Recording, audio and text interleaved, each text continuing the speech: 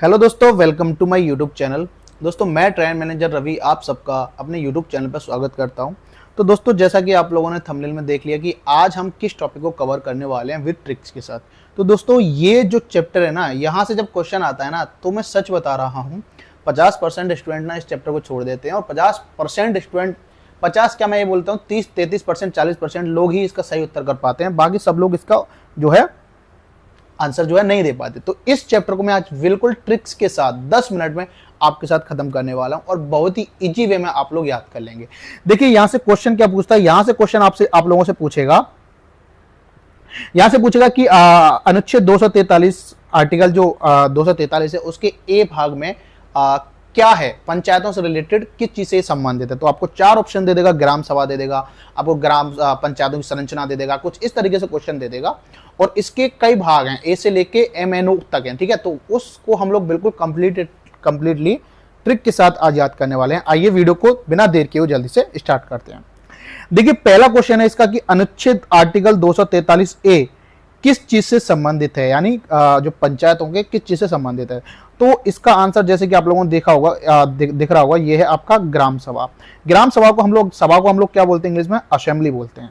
अब देखिए, याद करना बड़ा ही इजी है। 243 का आर्टिकल ए, तो ए से बनेगा हमारा क्या, असेंबली। ए से क्या बनेगा, असेंबली। और असेंबली का मतलब क्या होता है, सभा। जैसे कि आप यहां देख पा रहे हो, ये असेंबली कोई बैठी हुई है।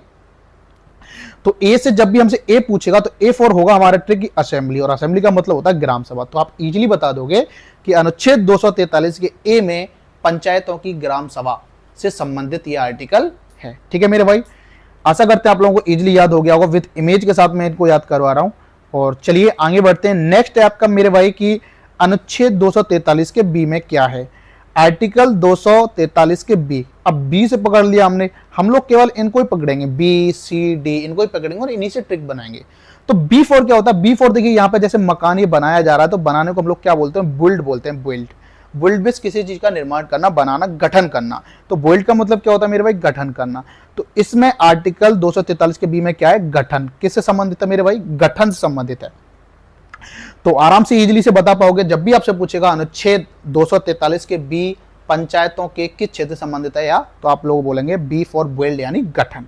आप लोगों को यहाँ दिख रहा होगा, देखिए यहाँ पर बिल्ड किया जा रहा है मकान को। ठीक है, चलिए नेक्स्ट चलते मेरे भाई। नेक्स्ट है आपका क्वेश्चन, देखिए आर्टिकल जो 243 का सी है, सी वाले पार्ट में क्या है। अब सी वाले पार्ट में आप देख रहे होंगे यहाँ पे भी कंस्ट्रक्शन हो रहा है। देखिए, तो कंस्ट्रक्शन यानी सी फॉर क्या बनेगा आपका, कंस्ट्रक्शन। कंस्ट्रक्शन मतलब संरचना। क्या मतलब, कंस्ट्रक्शन करना, किसी चीज की संरचना तैयार करना। ठीक है मेरे भाई, तो सी फॉर क्या होगा, सी फॉर होगा कंस्ट्रक्शन। ए फॉर असेंबली हो गया, बी फॉर बिल्ड हो गया, सी फॉर कंस्ट्रक्शन हो गया। तो इजी वे में आप लोगों को तीनों ये याद हो गए होंगे। अब नेक्स्ट चलते हैं मेरे भाई नेक्स्ट क्वेश्चन की तरफ। नेक्स्ट है आपका देखिए अनुच्छेद 243 का डी। डी में क्या है भाई, पूछ लेता है, यहां से क्वेश्चन पूछता है, यहां से पूछता है 30% 40% ही लोग सही कर पाते हैं, बाकी लोग नहीं कर पाते हैं क्योंकि उनको याद नहीं होता, बहुत सारे हैं ना ये अनुच्छेद, इसलिए। ठीक है, तो अनुच्छेद आपसे 243 का जब भी डी पूछे तो डी फॉर आप लोग रिलेट करेंगे, डी फॉर होता है दया करना। कैसे, डी फॉर दया करना। डी से क्या बनना, डी से बनना दया करना। अब दया किस चीज पे करने, देखिए आप लोगों को यहाँ आदमी दिख रहा है, ये जो दिख रहे हैं ये दया कर रहे हैं। किस चीज की दया कर रहे हैं, देखिए जो अनुसूचित जाति और जनजाति की जो महिलाएं होती है ना, उनके लिए सीटों का जो आरक्षण मिलता है पंचायतों में, उनके लिए जो सीटों का आरक्षण रिजर्वेशन रखा गया है ना, तो उसी चीज पे हम लोगों को दया करना है। डी फॉर हम लोगों को याद रखना है, डी फॉर होता है दया, और दया करेंगे अनुसूचित जाति जनजाति की महिलाओं पर, उनको सीटों दिलवाएंगे, उनके लिए सीट दिलवाएंगे। तो जो आरक्षित सीट है ना पंचायतों में, तो वो इस क्षेत्र से रिलेटेड है, अनुच्छेद 243 डी। डी इजी वे में याद हो गया होगा, डी फॉर दया करना, दया करेंगे अनुसूचित जाति और जनजाति की महिलाओं पर, उनके लिए सीट दिलवाएंगे। ठीक है मेरे भाई, चलिए नेक्स्ट चलते हैं मेरे भाई। नेक्स्ट क्वेश्चन है आपका पंचायती राज अनुच्छेद 243 के ई किससे संबंधित है, ई। अब देखिए ई से बन रहा है हमारा ईयर। मैंने यहाँ ट्रिक क्या लिख रखा है, ईयर। ईयर का मतलब क्या होता है, टाइम। टाइम मतलब कार्यकाल। तो पंचायतों का कार्यकाल कितना होता है, तो ये संबंधित है अनुच्छेद 243 का ई। यहाँ पे लिख दिया मैंने हैप्पी न्यू ईयर 2025, यानी कार्यकाल, टाइम। तो ई मतलब ईयर, ईयर याद रखना हम लोगों को, ईयर। ठीक है मेरे भाई, ईयर। ईयर मतलब कार्यकाल, YEAR वाला। ठीक है, ईयर यानी समय से मतलब है, समय से संबंधित है ये वाला अनुच्छेद 243 ई। चलिए नेक्स्ट चलते मेरे भाई। नेक्स्ट है आपका अनुच्छेद 243 का जी। अब इस जी को कैसे याद करेंगे, तो इसको भी याद करना बड़ा ही आसान है। जी फॉर मैंने ट्रिक बनाया, जी फॉर जीनियस। जी फॉर क्या होता है, जीनियस। जीनियस का मतलब क्या होता है, यहाँ पे देखिए अब जीनियस टाइप का कुछ ये बना हुआ है आइंस्टीन टाइप का। तो जी फॉर जीनियस, जीनियस का मतलब क्या होता है, जीनियस वो होता है जिसके पास भाई सारी शक्ति होती है, मतलब सब कुछ एकदम बढ़िया तरीके से वो कर सकता है मैनेज, जीनियस उसको बोलते हैं। तो इसमें क्या है, जीनियस देखिए जीनियस है तो उस बंदे के पास शक्ति तो होंगी, देखो पंचायत की शक्तियां या अधिकार। तो जी किससे रिलेटेड है, अनुच्छेद 243 का जी यानी जीनियस, जीनियस मतलब शक्तियां, पंचायत की शक्तियां। नेक्स्ट मेरे भाई, नेक्स्ट चलते मेरे भाई, पंचायती राज अनुच्छेद 243, अनुच्छेद 243 का एच। अब देखिए एच को कैसे याद करेंगे, एच यहाँ पे आपको दिख रहा होगा इमेज में, टैक्स, टैक्स।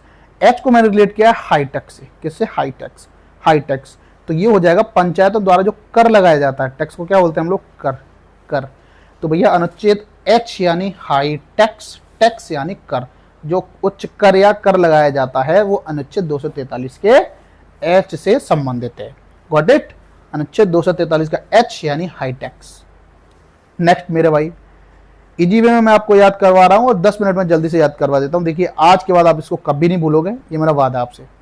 अनुच्छेद 243 का आई, आई क्या कहता है हमारा, अब आई देखिए यहाँ के आपको पैसा पैसा दिख रहा है, पैसा मतलब इनकम, आई फॉर है भैया इनकम, क्या है, इनकम।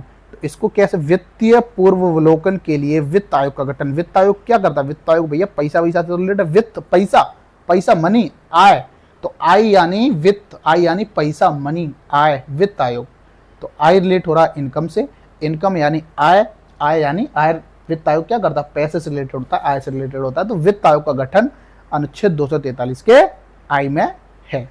चलिए मेरे भाई नेक्स्ट करते हैं हमारा पंचायती राज अनुच्छेद 243 के, ये जो अनुच्छेद 243 का जे है, अनुच्छेद 243 का जे है, ये किससे संबंधित है, अनुच्छेद 243 का जे। अब जे फॉर देखिए ये क्या कर रहा है, ये ब्लड सैंपल की जांच कर रहा है। तो जे मतलब जांच करना, आपको दिख रहा है जे मतलब जांच करना। अब इधर भी देखिए मैं आपको इमेज से समझाने की कोशिश कर रहा हूँ, ये जांच कर रहा है कुछ चीज की। तो जे फॉर जांच करना, किसकी जांच करना, देखिए संपरीक्षा क्या होती है, पंचायत की लेखाओं की संपरीक्षा। संपरीक्षा लेना या परीक्षा लेना बात एक ही है। अगर आप किसी की परीक्षा ले रहे हो तो आप उसको जांच रहे हो कि ये बंदा कितना कर सकता है, क्या कर सकता है, मतलब ये कहाँ पे एक अपनी वैल्यू निर्धारित करता है। मतलब जांच, जांच करना मतलब संपरीक्षा, लेखाओं की परीक्षा लेना, लेखाओं की संपरीक्षा लेना, ठीक है। तो आराम से याद हो जाएगा, जे फॉर जांच करना, जांच यानी संपरीक्षा लेना, ठीक है, लेखाओं की संपरीक्षा लेना। नेक्स्ट मेरे भाई, नेक्स्ट मेरे भाई, नेक्स्ट चलते हैं, ये आपका अनुच्छेद 243 का के। अब इसमें क्या है मेरे भाई, 243 का क्या, के किससे रिलेटेड है, के देखिए पंचायतों के लिए निर्वाचन है। इसका शायद कुछ ट्रिक मेरे से बना नहीं है, लेकिन के आप लोग याद रखिएगा, ये भी क्वेश्चन पूछ लिया जाता है, पंचायतों के लिए निर्वाचन, चुनाव, के फॉर चुनाव, ठीक है, पंचायतों के लिए के फॉर चुनाव, के फॉर निर्वाचन, के फॉर निर्वाचन, निर्वाचन निर्वाचन, के पूछेगा तो निर्वाचन यानी चुनाव, ठीक है मेरे भाई।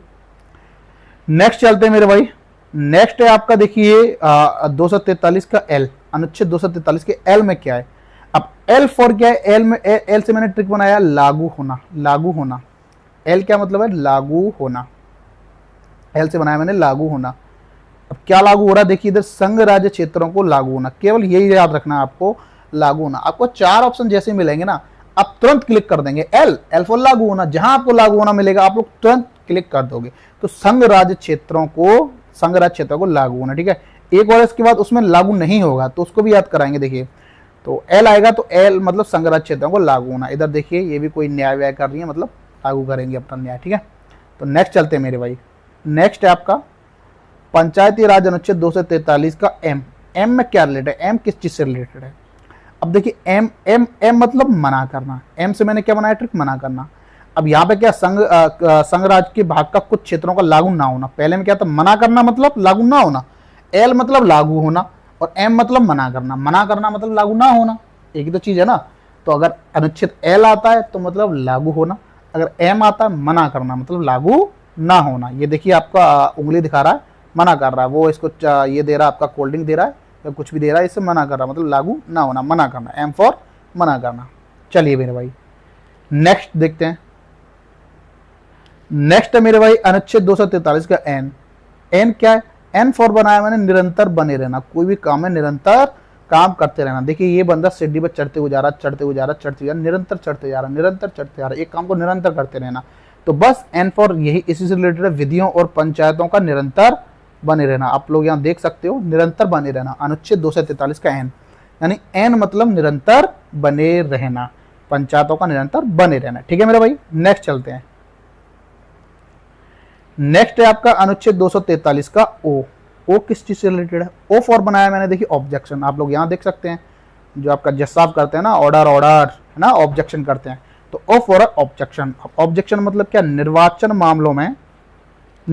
मामलों में न्यायालयों का हस्तक्षेप करना। ऑब्जेक्शन मतलब हस्तक्षेप करना है, निर्वाचन के जो मामले होते हैं उसमें न्यायालय क्या करते हैं? हस्तक्षेप करते हैं। ठीक है, तो अनुच्छेद 243 का ओ मतलब ऑब्जेक्शन, ऑब्जेक्शन मतलब निर्वाचन, ऑब्जेक्शन मतलब हस्तक्षेप। जहां भी आपको ऑब्जेक्शन दिखेगा आप 243 का अनुच्छेद ओ ठोक देना मेरे भाई। ठीक है मेरे भाई, नेक्स्ट क्वेश्चन देखते हैं, नेक्स्ट क्या है।